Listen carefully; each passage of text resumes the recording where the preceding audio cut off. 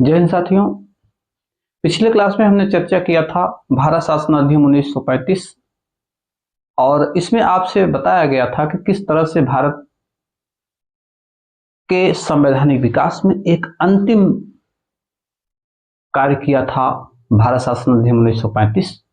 इसी के बाद आगे हम आपसे चर्चा करेंगे कि किस तरह से अगले कड़ी में भारत के संविधान के निर्माण की रूपरेखा बनाई गई।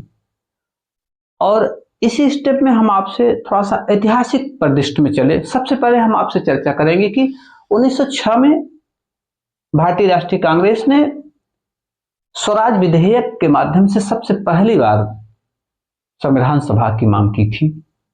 और उस समय भी कांग्रेस ने वयस्क मताधिकार की बात कही थी कि वयस्क मताधिकार के आधार पर संविधान सभा का निर्माण किया जाए। इस कड़ी में आगे बीच बीच में कांग्रेस ने अधिवेशनों के माध्यम से संविधान सभा की बात कही, भारत के संविधान के निर्माण की बात कही। आगे स्टेप में 1922 में महात्मा गांधी ने भी इस बात की इच्छा व्यक्त की थी कि भारत का संविधान भारतीयों द्वारा निर्मित हो तो ज्यादा अच्छा होगा। आगे की कड़ी में हम आपसे चर्चा करेंगे कि नेहरू रिपोर्ट 1928 में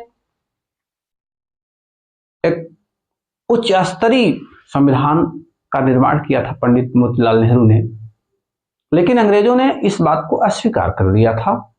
और नेहरू के पैरेलल, नेहरू के समानांतर मुस्लिम लीग ने 14 सूत्री मांग रखी थी जिन्ना की अध्यक्षता में, जिसे जिन्ना का 14 सूत्री मांग कहा था। दोनों चीजों को, नेहरू रिपोर्ट को और जिन्ना के 14 सूत्री मांग को भी अंग्रेजों ने इनकार दिया था।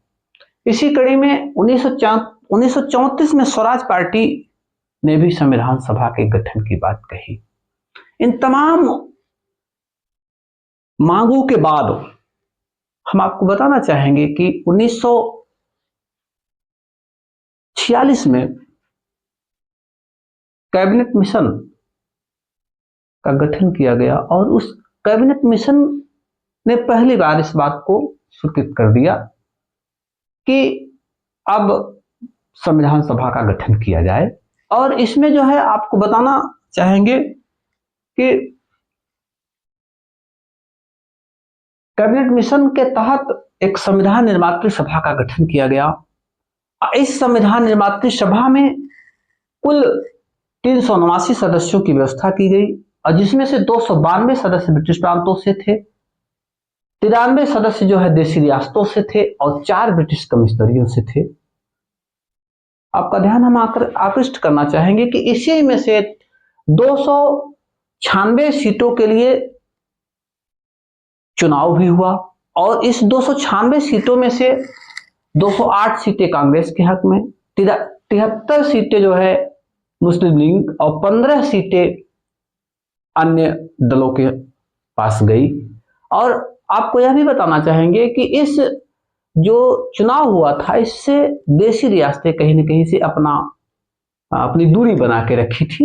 यदि बाद में जब संविधान सभा का गठन हुआ तो उसमें 93 सदस्य, हमने आपसे बताया कि 93 सदस्य उसमें जो है देशी रियासतों में शामिल हुए। देखिए आगे हम आपको जो है इसी कड़ी में आगे ले चलते हैं और आपको बताना चाहेंगे कि इस तरह से तमाम जद्दोजहद के बाद संविधान सभा का गठन कर दिया गया। और आपको मैं बता दूं कि प्रथम अधिवेशन 9 दिसंबर 1946 को हुआ। दिल्ली के संसद भवन के केंद्रीय कक्ष में पहला अधिवेशन संविधान सभा का हुआ और इस अधिवेशन की अध्यक्षता अस्थायी तौर पर डॉक्टर सच्चिदानंद सिन्हा ने किया। और इसमें जो है कुल 210 सदस्यों ने भाग लिया और इस प्रथम अधिवेशन से मुस्लिम लीग ने दूरी बनाई रखी, यानी कुल मिलाकर प्रथम अधिवेशन में मुस्लिम लीग ने भाग नहीं लिया। देखिए इसके 2 दिन बाद संविधान सभा का द्वितीय जो अधिवेशन हुआ वो 11 दिसंबर 1946 को हुआ। डॉक्टर राजेंद्र प्रसाद को इस दिन संविधान सभा का अस्थायी अध्यक्ष नियुक्त किया गया और ये अंत तक बने रहे। और अंतिम बैठक जब हुई 24 जनवरी 1950 को तो उसी दिन डॉक्टर राजेंद्र प्रसाद को भारत का प्रथम राष्ट्रपति बनाया गया। और आगे आप देखेंगे कि पंडित जवाहरलाल नेहरू ने 13 दिसंबर 1946 को उद्देश्य प्रस्ताव रखा और यह 22 जनवरी 1947 को स्वीकृत हुआ। देखिए कुल मिलाकर भारतीय संविधान सभा का अगर अध्ययन किया जाए तो उसमें देखा जाएगा कि सामान्य सीटें जो है 213 थी, जिसमें मुस्लिम लीग 79 सीटें, 4 सीटें सिखों के पास थी। और भारतीय संविधान सभा में कुल 15 महिला सदस्य थी। एससीओ के लिए, अनुसूचित जाति के लिए जो है 26 सीटें थी, अनुसूचित जनजाति 33 सीटें थी। तो इस तरह से कहीं ना कहीं से हर वर्ग का संविधान सभा में प्रतिनिधित्व था। अल्पसंख्यक का, महिलाओं का, क्या कहते हैं, दलितों का, सबका जो है, सबको मिलाया गया, सिखों को मिलाया गया, देशी रियासतों को मिलाया गया।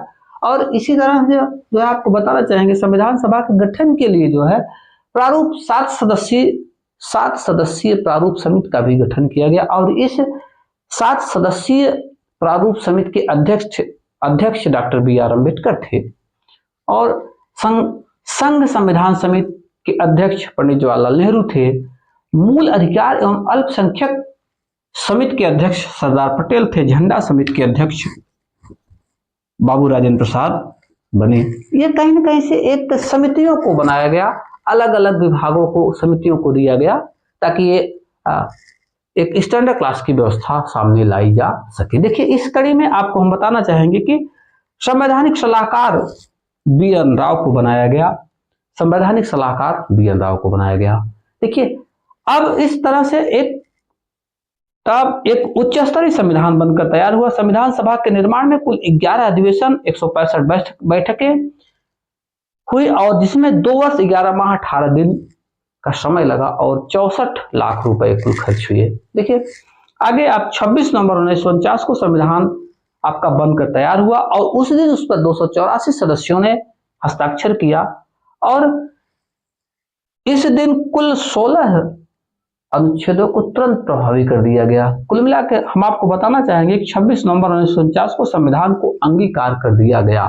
इसके 2-3 दिन बाद अगले जो स्टेप में एक आपको घटना की हम चर्चा करना चाहेंगे। 26 जनवरी 1950 को संविधान को पूर्ण रूप से लागू क्यों किया गया, एक किसी क्लास में आपसे चर्चा हो जाएगी। देखिए, 26 जनवरी 1950 को संविधान पूर्ण रूप से लागू किया गया, और जो है इस दिन जो है संविधान की समस्त धाराओं को प्रभावी कर दिया गया।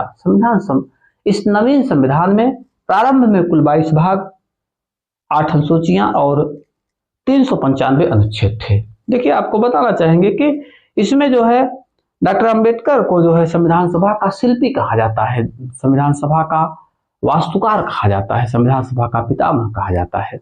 देखिए, एक छोटी सी क्लास में हमने आपसे चर्चा किया कि किस तरह से संविधान सभा में एक क्रमबद्ध तरीके से संविधान सभा की सारी व्यवस्थाएं की गई। इसमें जो है महान मनीषी टाइप के विद्वान थे, और बैरिस्टर थे, वकील थे, जज थे, और बहुत पढ़े लिखे लोग, पत्रकार, सब लोग शामिल थे, और तब जाके उच्च स्तरीय संविधान बनकर तैयार हुआ। आज तक आपके संविधान में कहीं से कोई गड़बड़ी नहीं है।